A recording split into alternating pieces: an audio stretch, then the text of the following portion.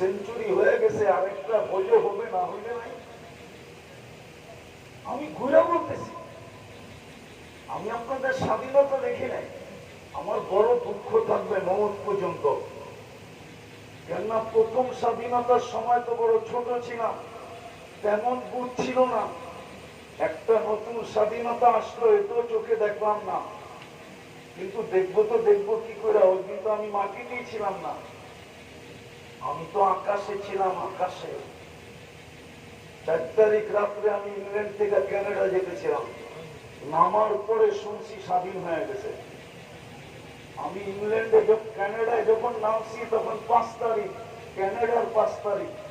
এইখানে দিন পার হয়ে রাত্র 8টা বাজছে, আমি 7টার সময় যে নামছি। আমি সারা রাত্র আকাশে উঠতেছিলাম।